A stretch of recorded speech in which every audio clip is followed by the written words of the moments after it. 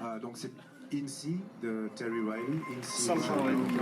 In-C by Terry Riley. In-C is written in 1964 by Terry Riley. Par Terry Riley, donc il fait partie d'un peu de cette mouvance. In which key of C? Oh, C major.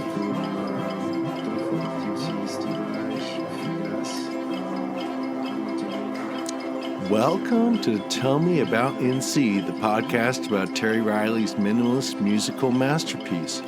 I'm your host, Wesley Cheney, and in today's episode, I've got an interview with my eldest child, Abigayle Cheney. Abby and I have been listening to In-C together for over a decade, so let me, without any further ado, let Abby tell the story.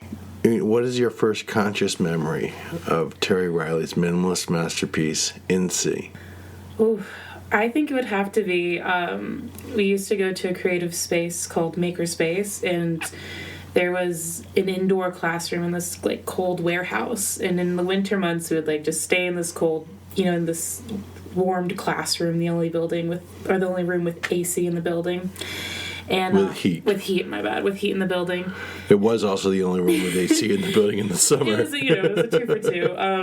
And so I remember being in there during the cold winter months and hearing In-C Molly and not really understanding it, but just knowing it was constantly on. If we were going to be in the classroom, that was the price that had to be paid. We were going to listen to In-C Molly. Yeah. Oh, so I guess that leads into my next question for you then. Tell me about what your favorite performance of In-C is to listen to or watch.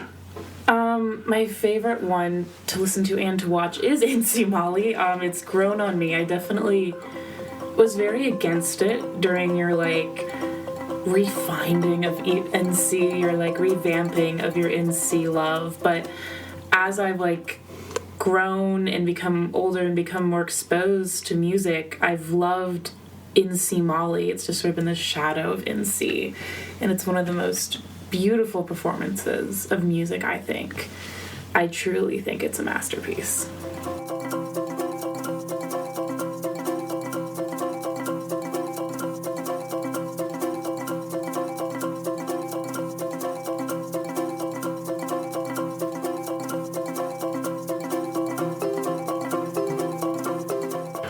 What is your favorite phrase of In-C? I was telling you about this earlier, but I find myself a lot of the times, all of a sudden I'll just be like, dun dun dun dun dun dun dun dun. I don't know what phrase it is, and then it's the first phrase. The very first it's pretty setting, but I think that every phrase in In-C is unique and so special, and really invites the musician to explore and experiment in beautiful ways. But I think that opening, no matter what In-C I listen to, that opening just centers me, and no matter how the In-C is going to be performed or played, you have that opening line, and that's the universal thing. Yeah, I've just got to chime in on that first phrase and just say that you must understand that is my own personal variation on it. Really? It's actually a grace note. It's bum bum bum bum bum. Oh, this is a crazy revelation. It's supposed to be bum bum bum bum, but I can't play that on the ukulele. Right. So I adapted it to bum bum bum bum bum bum bum bum, just eighth notes. But no, it's supposed to be a grace note. Wow, this is a devastating. So to the In-C purists out there, to David Beardsley of the Terry Riley Facebook group, let me just say that I recognize that I'm giving it my personal twist, but I think that it's in the spirit of In-C. I think Terry Riley would approve. I approve. It's ingrained in me. I think that's a beautiful thing, is that what it defines In-C. To be fair, I've also played In-C many times with you and heard many of your own variations of In-C, so I think it's pretty fitting. Yeah. That's what I know.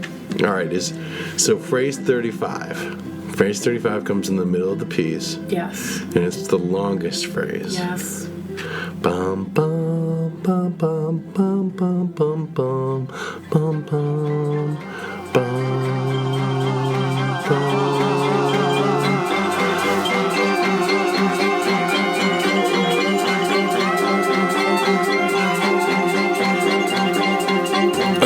Is it too long or just right? I think I recognize this is a hot take. This is a unpopular opinion. I think phrase 35 is amazing. I have always really enjoyed when playing it live when you get to phrase 35, because there's just this moment communally where everyone realizes like, oh, something has changed. Like you can just feel that phrase 35 is happening. And I think it's a really cool point in the music where things change, but it's not like a change where it's like, oh, this is a completely different piece. It's just a way to pivot. And I think it really allows for a group that's playing in C to really find a place together in such a long and contrasting phrase. Yeah. All right. You usually don't play a musical instrument. I don't. I am a vocalist by trade, so I usually am not on an instrument. Now, when I first thought of doing NC, it was when you were still playing cello in middle school, and so I had dreams that you would play and play well. Sarah Kingsley actually ended up playing cello. Yes. Your mom's old friend from down the block. I remember Sarah Kingsley, yeah. I know. Well, she ended up being a cello player for NC on one iteration in Norfolk, and that was amazing. But what's your favorite thing to do when you're at NC in a performance? My favorite thing to do at a performance at NC, you've always very much pushed me to like be a part of the performance, to play. You've very much encouraged me to sing or play ukulele or play the drum. You know, I've worn many hats at NC productions that we've done, but my favorite thing is to just sit there and take it in. I'm a very strict musician, if you will. I specialize in sacred choral music. I sing my part when it's assigned. Even sacred harp singing, which I take part in, it's still very much like, this is what you do, this is when you do it. And I always love sitting and listening to Terry Riley's NC in person and being able to witness people just making music in such a pure and inspired way. And as much as I've enjoyed my time being part of it and like playing in it, it's always been much more impactful to like just sit and watch it and like just take it in. That's always my favorite part, because I think when I'm playing it, I'm thinking, am I playing at the right tempo? Am I keeping it up? Where's everyone else? What are they all doing? But when I just get, and I recognize like, you need those musicians playing, that's an important part, but it's also just so beautiful to just listen and take it in. And it's something truly special. It's such an unrivaled feeling of just seeing people play and seeing them connect. And you don't see that many other places in such a unorganized and inspired way. Thank you. Pulse or no pulse? I am very pro-pulse. I think the pulse is a super fun way to root the piece and to create a place for the musicians to rest and know and connect. I think that NC is truly about the connection between the group, between the musicians, and the pulse musically allows a way for everyone to have a home base of, this is the tempo we're at, this is, the pitch or whatever. It gives everyone a place to jump off from. I have listened to performances of NC without a pulse. I think they're great, but I definitely prefer the ones with a pulse, because I think it shows a level of connection and a level of musicality between the musicians that really connects them. All right. A follow-up up on that then. Should the pulse be looped or should it be played live? Live. I believe. Whoa! I think that the pulse should definitely be live. I think that pulse, it's difficult. I'm thinking of right now one in C where they're playing on a xylophone, and the whole time there's just a xylophone player he has his mallet, and the whole time he's just whacking away. But I think that having the pulse live gives it a character. It gives it while I'm saying, like that pulse is important for keeping tempo, I think also in reaction, if the group is really slowing down and is really liking the slower phrases, the pulse can in part react to that and be part of the music in that way. And I think when you're talking about a live performance like you usually do, where there is sort of a time limit, we can't just lollygag, we need to play in a succinct way. In that case, a looped pulse does make sense because we need to keep it pushing. We need to keep going. But I think that live pulse offers a level of understanding, and it creates a level of music that is just so unique. I think the pulse is such a great element of the NC piece as a whole. But I think a live pulse really creates a performance that understands not only the listener, but also the musicians who are playing, and reacts to them in such a beautiful way. I don't feel like asking anybody to just play C for an hour. It is a sacrifice. And I think also, when I have played in NCs, that pulse is like my anchor. Right. I mean, I'll very often be playing at an NC, and all of a sudden I'm like, it's been like 2 minutes, I've gotten into like a meditative like trance. I'm just listening and enjoying the music while I'm playing, and then I'm like, wait, where are we? What am I doing? Oh, I have my pulse telling me exactly what I'm supposed to be playing, where I'm supposed to be playing. And I think that when an NC has that live pulse, it really adds. But practically, I understand a looped one is a great substitute. A looped one is a great substitute, and I don't know how I would feel about playing NC without my loop. That would be hard. It would. It really brings the piece together. Yeah. All right. What do you think is the ideal ensemble size for NC? Ooh. I know there's Terry Riley lays out the ideal ensemble size. 35. 35. I think that the perfect ensemble size... let me meditate on this for a moment.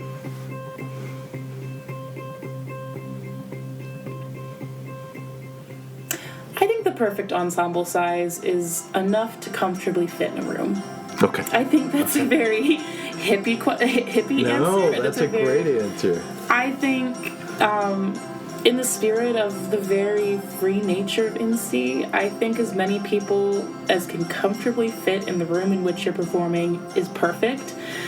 We've seen recordings of very large NCs, we've seen recordings of very small NCs. All of them have different values, they have different things that could definitely be improved, but they have things that are so unique and key to that performance, and part of that is the size. So I'm going to say as many people as you can comfortably fit. My ideal number, if I were to pick, would be like 28. I feel like that's enough people to where you as a musician can sort of hide if you need to. If you're like really unsure on a phrase, you can sort of lay back a little bit. But it's a small enough group to where you can still be connected as people. And I do think that's sort of why Terry Riley puts out that number, is because NC is about connection. It is about playing as a group. It's unlike any other type of music as far as like group music goes in most ways, because it's very much like you just sort of play and you see what happens. Whereas most music is very like you play at this point and then you play at that point and then you rest for 5 beats or something like that. So I think that connection is so key. But I think you can do that in a room where you're all comfortably sat. All right, that's a good take on it. I like it. All right, what impact has NC had on you personally? NC for me, as far as impact goes, is very bizarre because I've been exposed to it now for a solid decade. As I've grown up, NC in many ways has been the soundtrack to my adolescence and young adulthood. And it's a very bizarre piece because as my musical tastes have grown, as I've grown as a musician, as an artist, I've come to a place of appreciating it.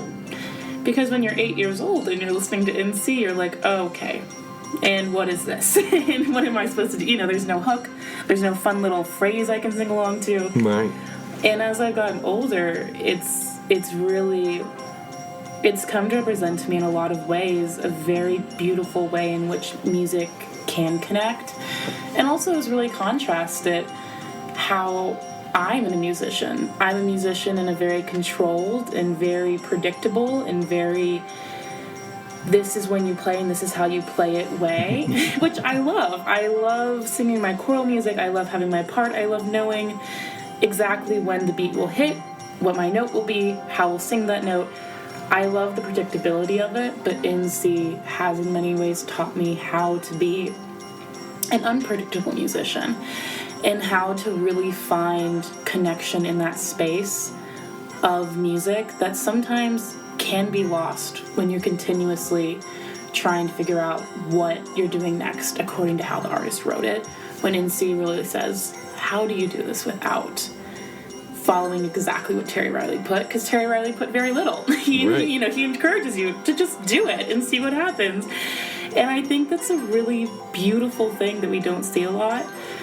And I think it's really impacted me as a musician, but I think it's also in part really impacted me also as a person in that, like, it's led me to do a lot with you. You and I have really connected over it, and I've really enjoyed seeing you grow as a musician with it and seeing you really take it in so many different ways and explore this just really unique piece. There are very few people in my life who I could look at and be like, do you know about Terry Riley's NC?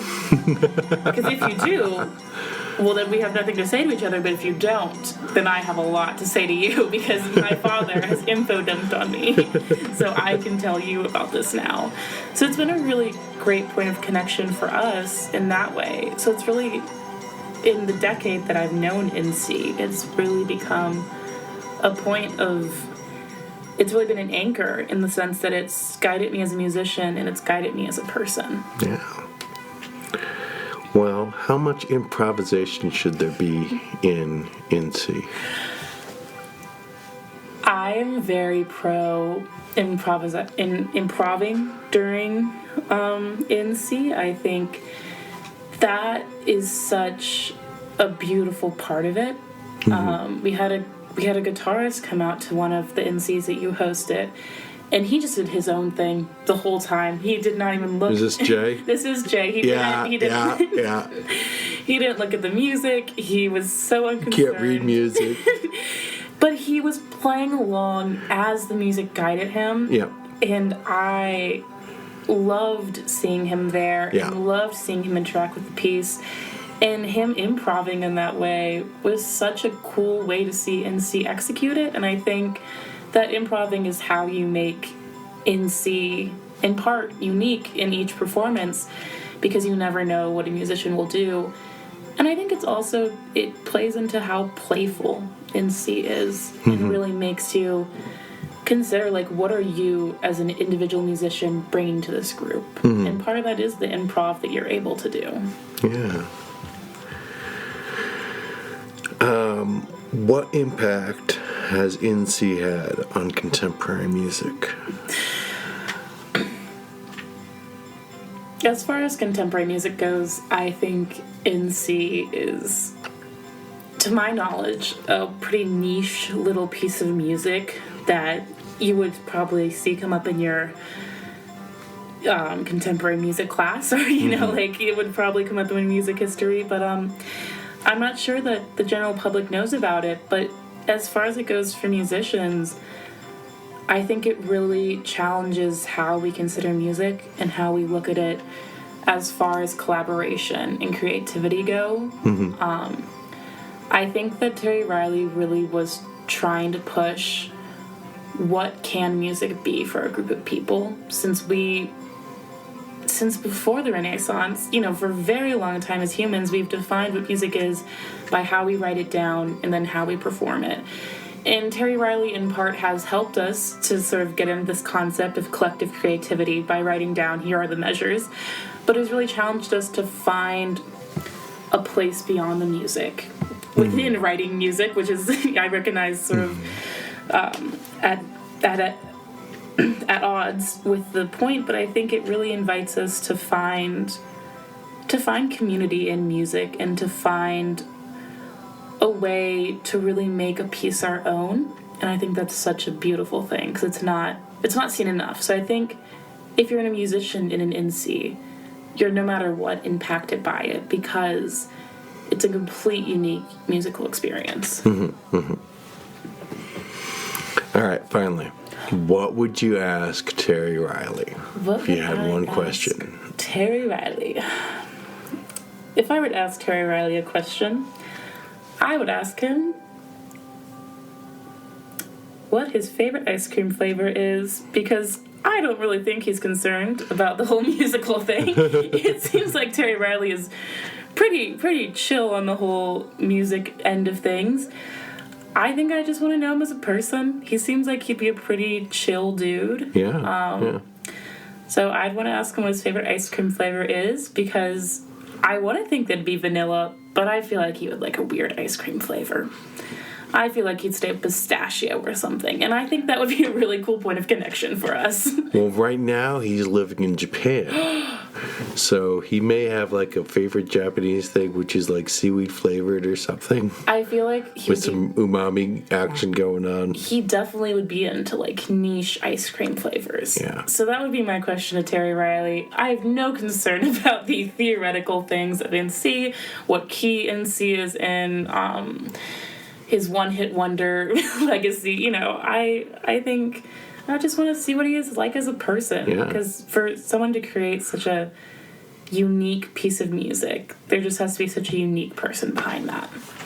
It's weird, but he really is, when you said one-hit wonder, for me, I have listened to some other Terry Riley pieces, and they have never struck me the way NC does. So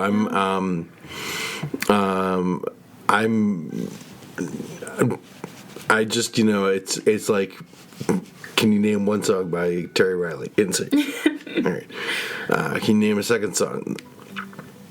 Persian Dervishes. Yeah, okay. Can you name a third? I don't know.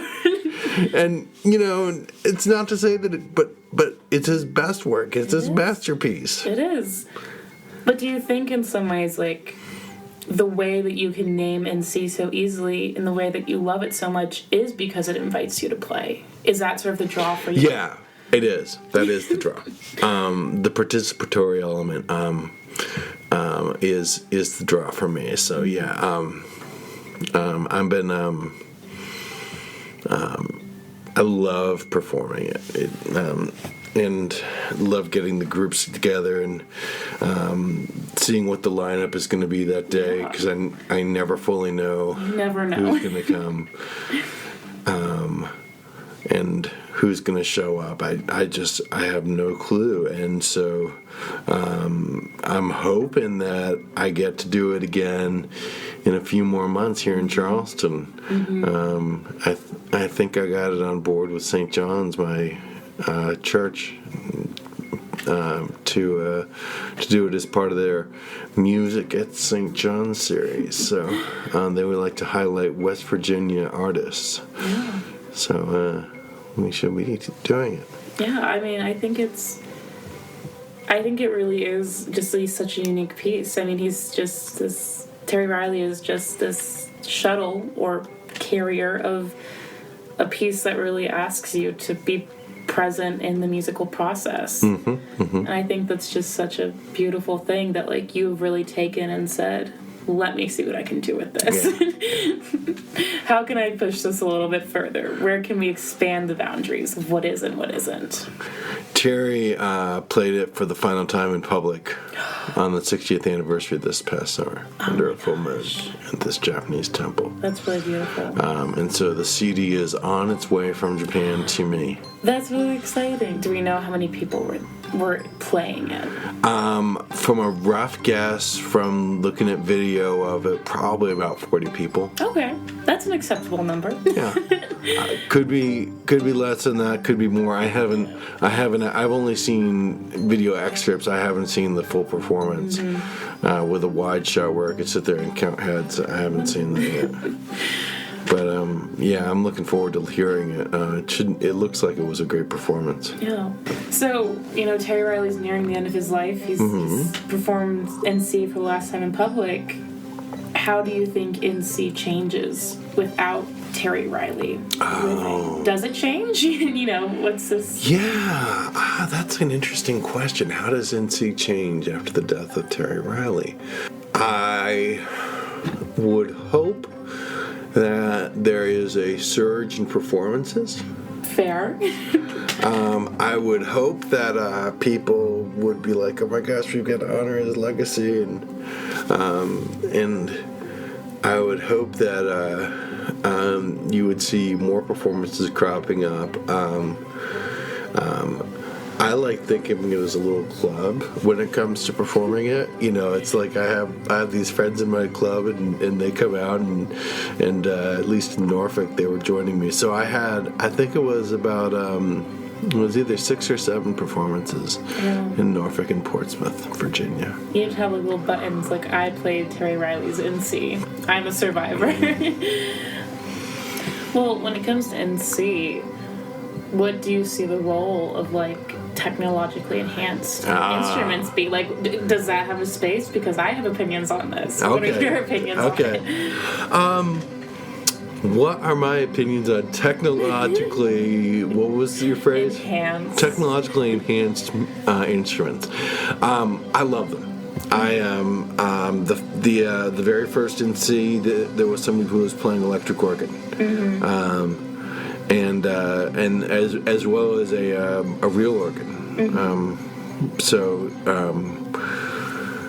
But I love synthesizer in NC, and when it comes to pedals, what I look for, playing a phrase in the voice of a cello, and then switching over in the next phrase where it was long whole notes, switching over to the low chorus, or turning on my octave pedal and octaving up or down, and that creates its own voice, or the more rhythmic sections where it's a lot of quarter notes. The echo and tape delay pedals create more ambience, and I'm playing in a way similar to what I heard with U2's The Edge. Definitely. He does the same sort of thing where he's playing one note, but because of the echo, it's going So that's something that I've gained out of it. Definitely. Yeah, we had one guy who came once with a synth, a little Euro rack synth, and he had NC programmed. He couldn't actually read the sheet music, but the idea was he was just going to cycle through all 53 steps of NC with his little. He had a little insert for the rack where it was programmed into it, and it worked great for the first 8 phrases, and then the system crapped out, and that was the first time we were outside at Afterglow Brewing. When we were sitting outside playing on the patio, and I think you were playing cajon. I was a listener. No, you were a listener for that one. And You brought your friends. I got to watch, like, as just the fear and panic settled into his face of, like, this is not working. And then I got to sit there and be like, dude, come on, you can do it. I believe in you. Like, Right, and he ended up being our improver for the night because then he was just adding textures, and it was beautiful. it was so cool. And I think that's, like, such a beautiful part of it to see. It's like this dude's plan totally wrecked. I felt so bad, but it was so cool to then see from there, how do you create music without the music you were intending to make? Yeah, it was while I was working, it was fun, and I was enjoying what he was doing, and I enjoyed what he did. And that was the only time he showed up. So he was cool. Yeah, Sean Blue. Yeah. All right. On that note, let's call it quits. So that concludes another episode of Tell Me About NC. Join me for the next episode, in which I interviewed the author of the definitive book on Terry Riley's minimalist musical masterpiece, Robert Carl. If you've enjoyed Tell Me About NC, please take a moment to share it with a friend who'd dig it too. And please rate and review Tell Me About NC wherever you listen to podcasts. Thanks, y'all. Listen to NC.